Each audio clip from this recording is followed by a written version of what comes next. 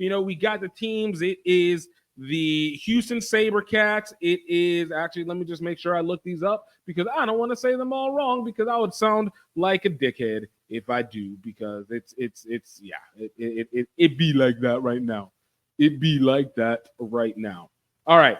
So the teams that will be participating is Houston, Dallas, Seattle, San Diego, New England Free Jacks, DC Old Glory, NOLA Gold, and Chicago Pounds.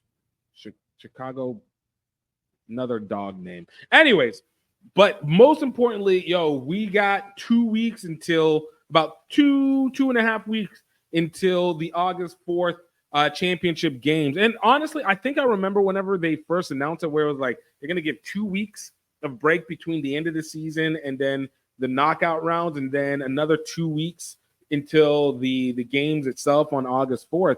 But then I remember that the Olympics happened, and honestly, that's probably in their favor.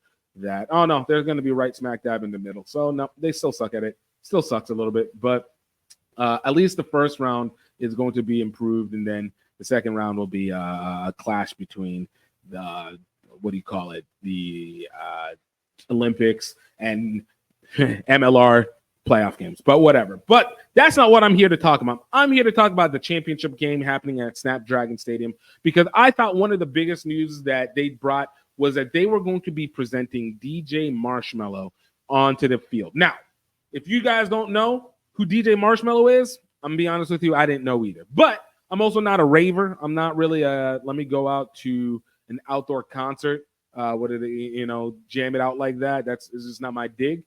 But he is a huge DJ who does a lot of those techno, electro, super concerts where everybody goes dunka, dunka, dunka, dunka, dunka, dunka, and then they are sitting up on the stage and make up stuff right on the stage. Anyways, look, for what it's worth, the dude's got a bunch of followers. All right.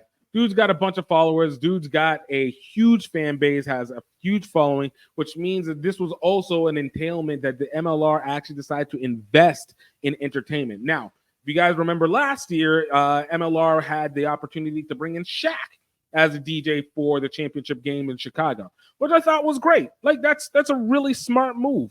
Like, you want to be able to bring in people who have huge influences. Now, I don't know how much Shaq promoted out the championship and his doing the DJ work, and I hope that they have at least something in the contract where DJ Marshmello will promote it out on his social media, because the real value of him is his reach, not so much his music that is going to just be a recreation of other people's music going over and over and over again. But for those of you who are massive ravers and who like to go out to the major concerts, this is something. This is at least something there for it. And I think it really speaks volumes to at least MLR trying to make it to be more entertaining, which is huge for this, because even though you might not be great to be able to do every game, obviously the individual games are a little bit more weighted on the teams and the home team stadiums that they are being played at, and that there's additional costs that you can only do so much because most of the teams don't own their stadium, and hence they have to upfront pay for the rental of them. And if you make any major changes or you're not prepared for it, it can be very, very costly to be able to add that thing in.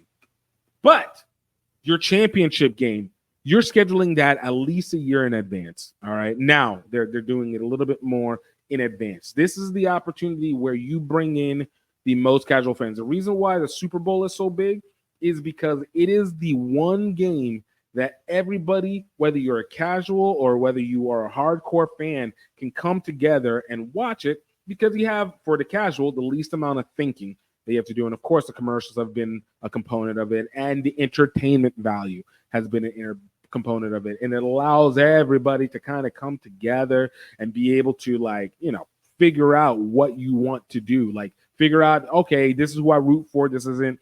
And it becomes an entry point for the season afterwards. For the MLR, your championship game has to be huge. If they have an additional component where they're going to be on main channel Fox. So that is another one that is a big deal for them. They've been on FS1, FS2 forever. If you don't have a specific cable package, you almost are never going to see it. But on Fox, on legit network real estate, even though Not everybody watches network TV, but that means it's also available on streaming and it's also sports. So you're actually able to have eyes on it. You have to bring your best game. And I hope that what they do with DJ Marshmello, especially during the broadcast, is able to fuel the audience with the energy needed to keep this on. Whoever ends up being, go Nola, the finalist, Nola and Sabercat, I'm hoping it goes into that one. But whoever ends up being in the finalists, they're going to be the faces for another casual generation. And you need to have the music behind it to be able to make it all worth it in the end. Like, that's the one part that we still in rugby. I mean, NRL gets it done pretty well, but in rugby union, it is entirely far more difficult to get that fullness. I think at least this year, from competition to at least early presentation, the top 14 championships, fire. The European Cup, fire. Like they did a good job, but it's finally bringing that entertainment value in. And of course, now we have the brackets. You can build the storyline. So whatever happens at the end, you have your storyline, you have your team, and you have the music behind it, and the entertainment value, and hopefully the marketing reach of DJ Marshmello's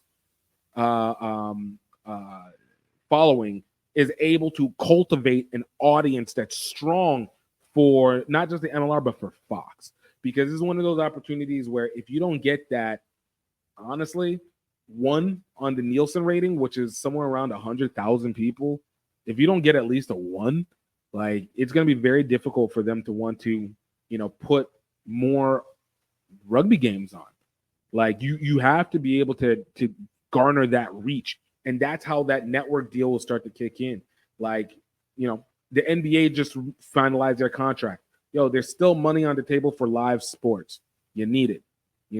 So MLR, this is their opportunity. I love the fact of what they're doing with DJ Marshmello. So let me know what you guys think about this one. If you guys know DJ Marshmello or listen to his sets or whatever like that, let me know what you guys think. Do you think this is a good plan, or do you feel like the MLR is still kind of trying too hard, still kind of missing the mark on it, and trying to be able to figure out what is that next move to take it over the top? But I want to hear from you. You guys can absolutely comment during the stream. If you guys are listening on podcast, please go ahead and hit us up either on YouTube or hit us up on social media, man. We're going to start trying to do better on dropping the individual clips on these so you can have a little bit more interaction and I can at least get a little bit more spread out, because I don't think a lot of people always realize how much we get to talk and how much we're doing these things. And thank you for everyone who pays attention to them on the live. They're the wheat flour that you can eat. My name is Gift Time at Baylor. I'm here with Health Enhanced Foods. And I want to tell you about one of our best and most beloved products, our sweet white wheat baking mix. Now, this is the baking mix for those who are not really looking for something that's gluten-free, but they are looking for something that they can eat that is going to still be healthy and is not going to be dangerous. White flour is typically a very processed, incredibly bleached flour, and it's not good for you. It's incredibly cheap for a reason.